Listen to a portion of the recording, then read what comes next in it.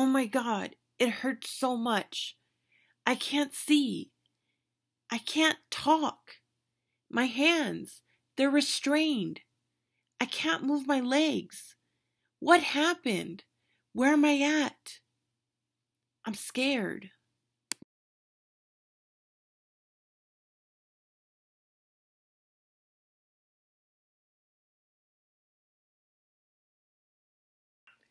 December 27, 2008, the day that changed my life forever. I was in a serious car accident with my ex-boyfriend, or boyfriend at the time. He was driving really crazy. We were on our way to back from HEB because we had bought some alcohol and some pizza. It was right after Christmas, so I was really excited to go and do some partying and whatnot. And it was a 2-lane road off of Wiseman and 151, and he was going really fast, and another car came on right beside us, so it hit my boyfriend at the time, went over to the other lane, and the car pretty much hit us on the side, clipped us. We rolled a couple times. We hit a tree and then landed into a ditch. I got airlifted immediately. I had head trauma. I had collapsed lungs. I had a spinal cord injury, and immediately I was knocked unconscious, so I had no idea what was going on. I ended up in ICU for about 2 weeks, where my family and friends were there, and they stayed. I remember my mom staying there like overnight, and like over a period of like those 2 weeks, she was there every night. And at first they told my parents I might not be able to recognize them again, and so I was really, I was unconscious. I was put in an induced coma for I don't know if it was for a week or I think it was for a week, but I was put in an induced coma, and as soon as they woke me up, my sister tried to ask me questions, and she told me she had asked me, I had my hands restrained, so I couldn't move or I couldn't talk because I had the respirator in my mouth and my eyes were taped shut, had a feeding tube, and because they kept pulling it out, so they had to restrain my hands. So my sister would ask me questions or try to figure out if, how bad the traumatic brain injury was. So I remember I could write, or I could try to write as far as I know. And I would write on this piece of paper. I actually wrote lemonberry slush, and I love lemonberry slushes, so my sister knew automatically that I was still here. So at that time, they started bringing family, friends, and everybody to try to get to recognize me. I remember a couple voices in my head. I mean, I couldn't see anybody, so it was really traumatic, but I was in a lot of pain. But with the morphine and everything, I mean, it helped. At that time I was more in shock than anything. So, I mean, I remember those nights, and I would have nightmares, and I would beg my parents to take me out of there because I swear those doctors were trying to kill me or something, because I would have these nightmares where they would suffocate me with that face mask, or, nurses would come in and just, God knows what. So I would just beg my parents, like, you got to take me out of here. These nurses they're trying to kill me. And it was just bad. That whole experience was just really, really bad. And as soon as the 2 weeks were up and I was more sturdy, I was able to go to a regular floor. And of course, I had other people with me, other patients with me, and it wasn't very pleasant at all. I mean, you can imagine the smells and the everything. So that time I experienced different things. I had baths. They were giving me bed baths because obviously I was paralyzed from the waist down, and they didn't know how much I would get back. So every night I would feel like, or every day I would feel like I'm sleeping on this pole, like on my back. Like I would tell my parents, like, Mom, like, can you, like, is there anything underneath my back? Like, is it a pole? Is it a rod? Something? Like, it really hurts. Like, and so they didn't say it wasn't, there was nothing there. And I would have to take these baths on the bed where they would completely naked, and they would sponge bathe me, and it was just awkward. I mean, at that point, like, there was no way to feel uncomfortable because, I mean, I felt uncomfortable, but I got so used to it that it was like, God, okay, wouldn't take off my clothes now.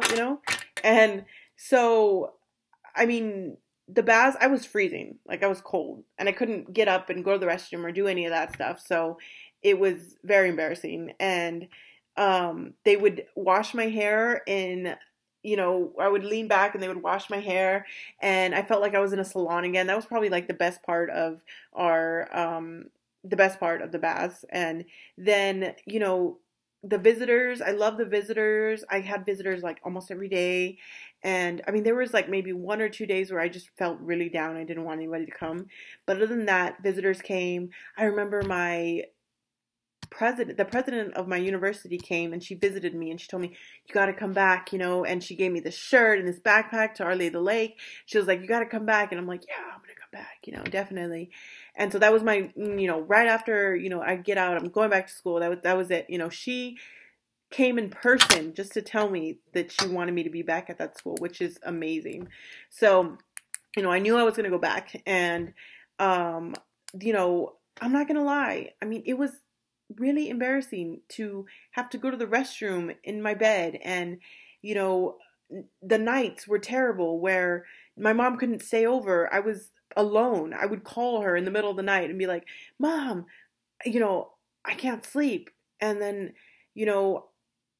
she would just talk to me till I fell asleep. I remember this one night I called her and I'm like, Mom, I slept the whole night. And she's like, it's only 10 o'clock. And I'm like, oh my God, like I'm just thinking to myself, wow, this night is never going to end. I mean, I was so alone. There was nobody there. I couldn't feel my waist down. I was by myself.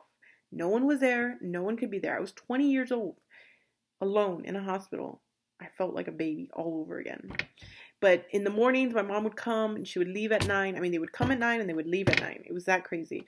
I could not have my mom not be out of the room. It was like I needed my mom there all the time. And I mean, it was just insane. I remember being really weak. I was probably 100 pounds because I had lost so much weight. I had therapy, therapy would come in. I remember the first time they stood me up from being out of the bed in like weeks. I was so dizzy. My blood pressure dropped. It was terrible. But these therapists were really nice and they helped me out. And, I have like a video of me and I'll show you later, but, it's really sad, to be there and just witness all that. So I give it to them. They were very, very appropriate with what they were doing. And I gained a lot. I mean, I'm not going to say that I gained a lot when I first, started therapy, but I might have done therapy there for maybe like a week, not even a week. Like I was in the hospital for a whole month, but I didn't do a lot of therapy because, I mean, we were still getting me stable. So, and then I had my 2 surgeries, and so everything was still like, very cut and dry. It was just very fast. But the officer, I'm sorry, it's social worker, sorry, from Warm Springs actually came and she talked to me about Warm Springs and the facility and how great it was and how, what I felt like I wanted to achieve, my goals. And I told her everything and they're like, you're a candidate. Let's go. So I remember this one night when I was ready to go, but I had an infection. So I ended up getting into my own room, which was great, which sucks out an infection, but I got my own room. So that was cool. And, after I got my room for a couple days, it was great. My boyfriend at the time could stay over the night. And I was just like really excited about that. It was a good time when I got my own private room. At that time, I was on my way to get out. I was on my way to something better, something new. January 27th, 2009. I was on my way to Warm Springs. I was excited. It was something new, something different. I was out of that hospital.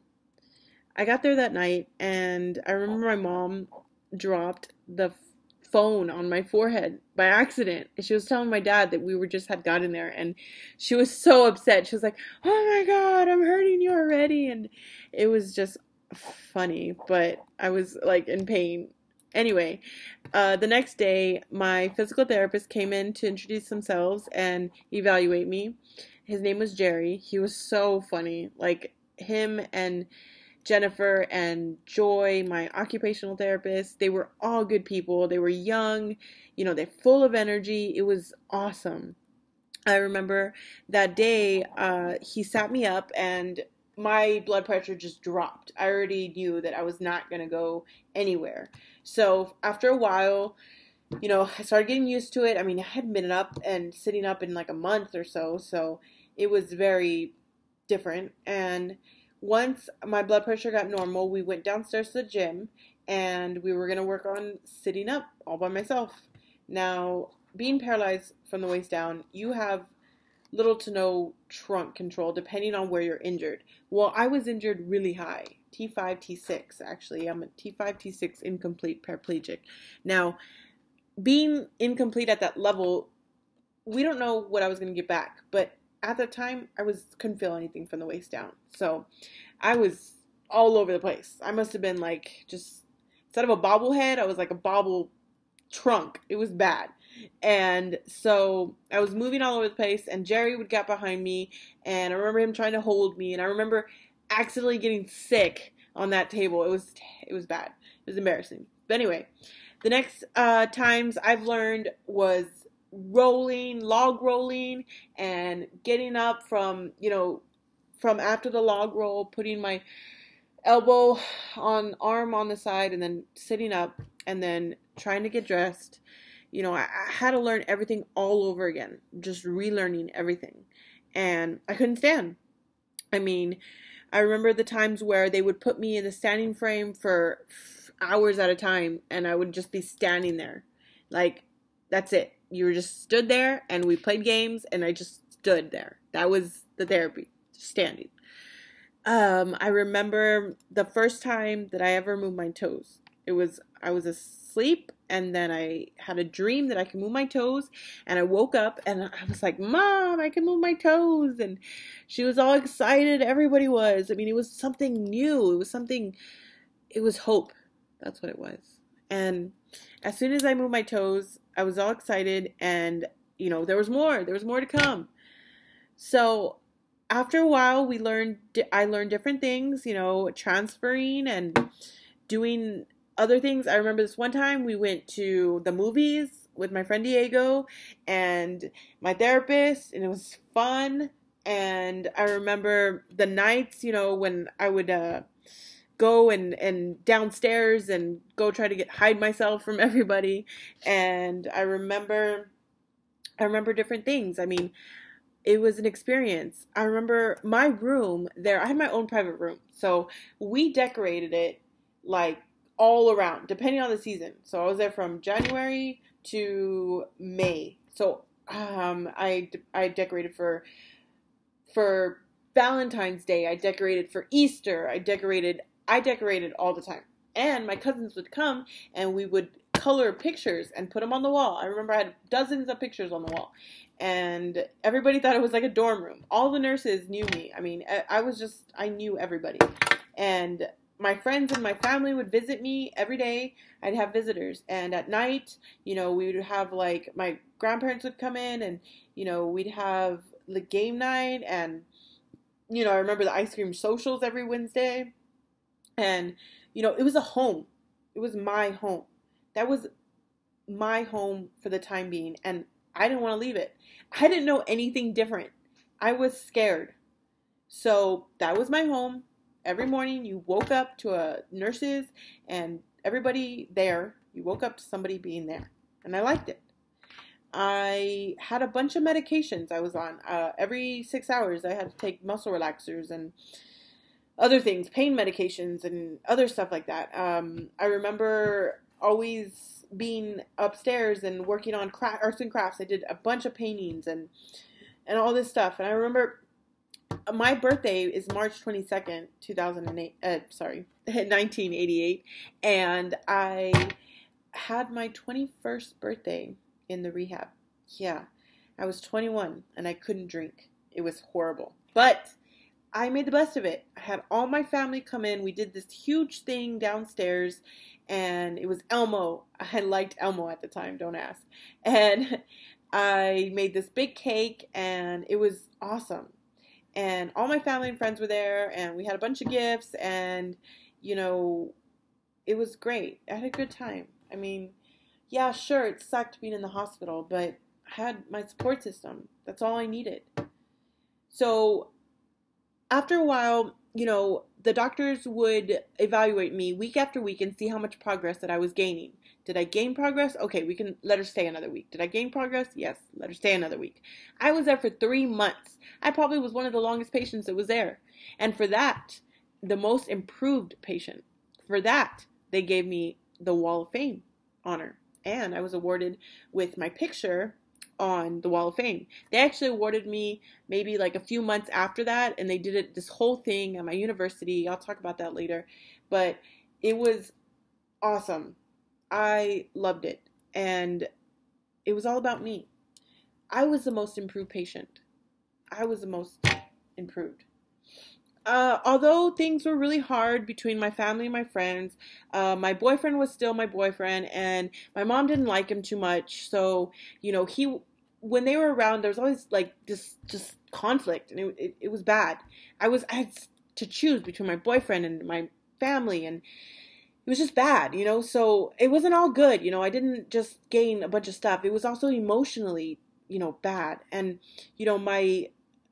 my boyfriend at the time, just he was acting really shady, and there were times when I really thought that he was seeing somebody else, and I didn't want to let him go.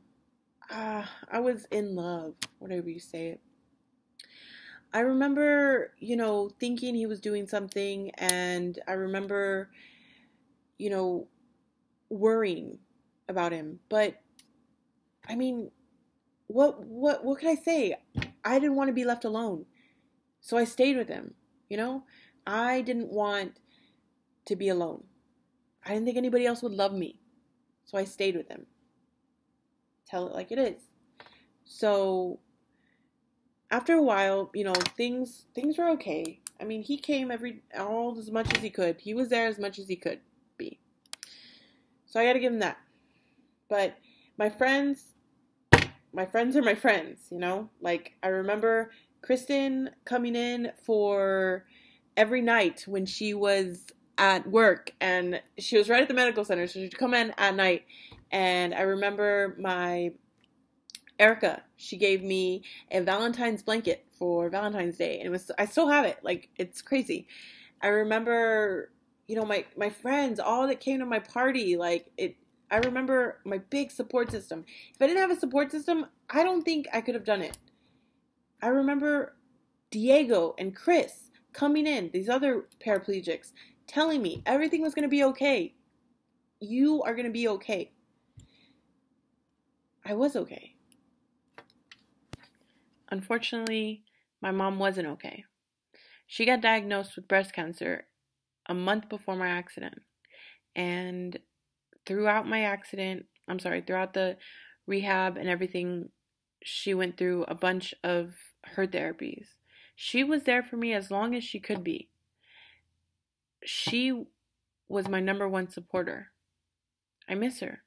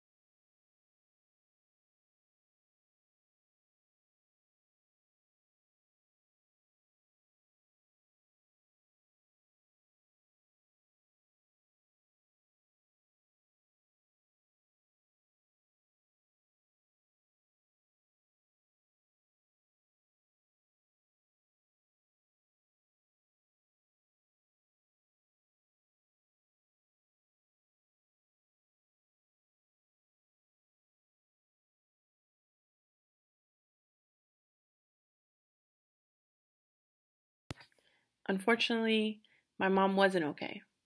She got diagnosed with breast cancer a month before my accident. And throughout the rehab and everything, she went through a bunch of her therapies. She was there for me as long as she could be. She was my number one supporter. I miss her.